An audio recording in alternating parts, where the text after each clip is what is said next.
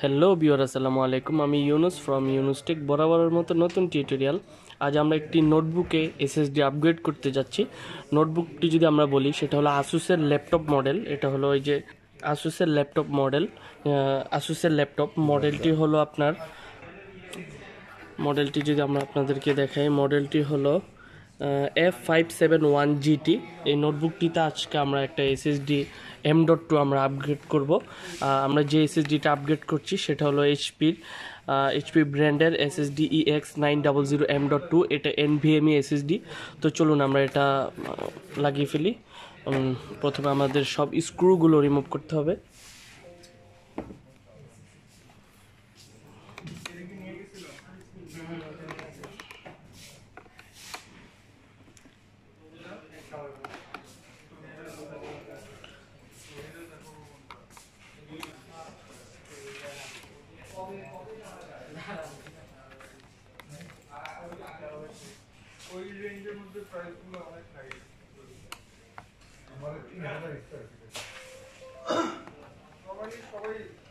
ওকে, আমাদের স্ক্রুগুলো খোলা হয়ে গেছে, কিন্তু আমাদের এখানে দুইটা রাবার প্যানেল আছে। যে রাবার প্যানেলের নিচে স্ক্রু থাকে, আমরা চেক করে নেই আছে কিনা।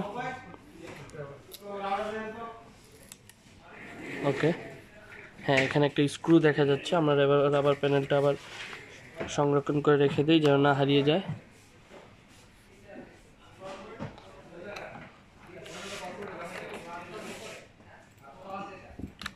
ঠিক এই পাশে আরেকটা রাবার প্যানেল আছে।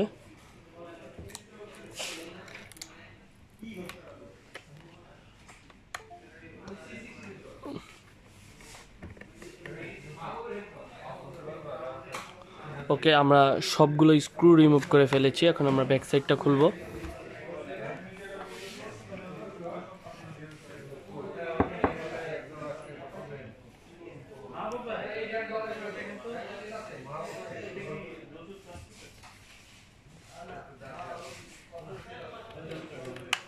না,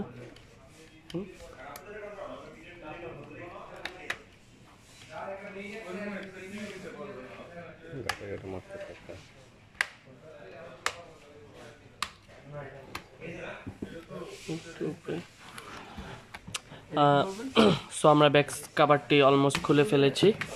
ওকে, এ হলো আমাদের টোটাল মাদারবোর্ডের ইন্টারফেস। এখানে আমরা এটার সাথে বিল্ট-ইন গ্রাফিক্স থাকার কারণে এখানে ডুয়েল ফ্যান সিস্টেম করেছে। এটা খুবই ভালো। তাছাড়াও এটাতে বিল্ট-ইন র্যাম আছে 8GB, আর একটা এক্সট্রা 1 র্যাম স্লট আছে যেটা DDR4 সাপোর্টেড। তাছাড়া আমরা M.2 যে SSDটা লাগাবো সেটার স্লট হলো এটা। তো আমরা M.2টা কুইকলি আনবক্স করে ফেলি।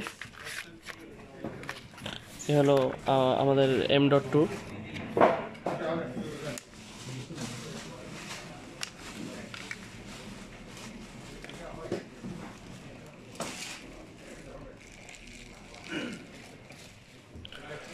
ওকে, আমরা এটা লাগিয়ে ফেলছি।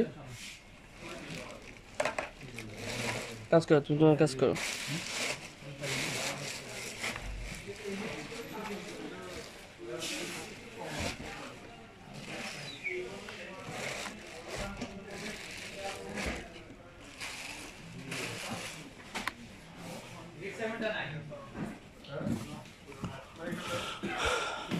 সো ভিউয়ার, দেখতে পেলেন কিভাবে আমরা আসুসের এই ল্যাপটপ মডেলটিতে আমরা M.2 SSD লাগিয়ে ফেলেছি। সো আশা করি আপনারাও পারবেন এই টিউটোরিয়ালটি দেখে। ভিডিওটি ভালো লাগলে লাইক, কমেন্ট, শেয়ার করবেন। আজ এই পর্যন্তই। আল্লাহ হাফেজ।